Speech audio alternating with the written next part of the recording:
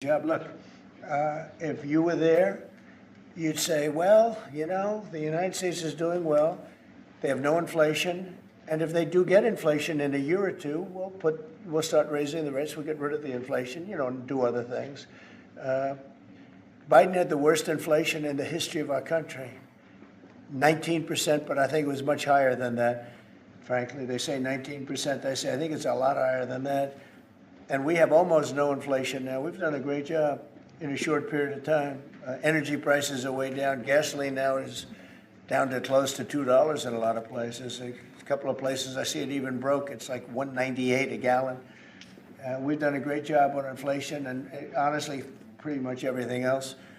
I think it's very sad the way people act. You have a guy in there that with the stroke of a pen could lower interest rates and save us hundreds of billions of dollars a year. But he's a stupid person. It's very interesting. I'm not sure if he doesn't understand it, because you should be able to understand it. It's sort of 101 economics, but I'm not sure of that. But think of it. With the stroke of a pen, he talks about costs. We can save $600 billion. Maybe even, these are nice numbers for you, right? $900 billion, $950 billion by lowering interest rates. And it's really just more of a paper movement. It's not like you're not cutting anything, you're not cutting jobs. It's just interest rates. And we're number 40 or 44, number 45. Some places that you wouldn't believe that, I don't want to be disparaging, but they pay a lower interest rate than the United States of America.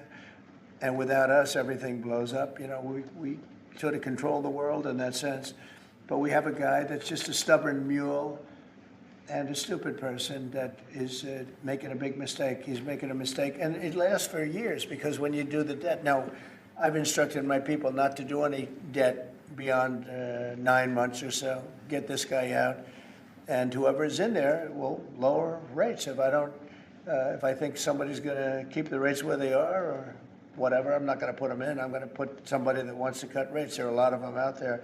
And I said this morning, a lot of the business shows today were saying, Trump is right. He should be cutting rates. Think of it. We have a great country. We're making a lot of money. We're taking in billions of dollars in tariffs. We have $15 trillion of money that wants to be invested here, which is a record. In 2 months, it breaks any record that we've ever had for a whole year, and not even close. 15 trillion, and it's going to be much higher than that. That's after essentially 2 months, because we've been doing it for about 2 months, 2.5 months. $15 trillion breaks every record in the book. There's never been anything like this. We have factories moving in, we have car plants moving in, we have everyone wants to be part of the United States. And as I told you, and I say it to everybody, when I was in the Middle East, the King of Saudi Arabia, and Qatar, and UAE, all great leaders. They have all great leaders. All three of them said, you got the hottest country in the world, and you did it in, at that time I was there for 4 months, because we got back a little while ago. But everybody says it, not only them. We have the hottest country in the world right now. The only thing is we have a Fed chairman that is, he doesn't get it. And you could have substantially low. Like if we cut him 2 points, would save more than more than $600 billion, just because you cut. But you can't go out to the market and say, well, we have a guy that's got us at 4% or 4.5%, and we want to pay 2% or 1%. I think we should be paying 1% right now.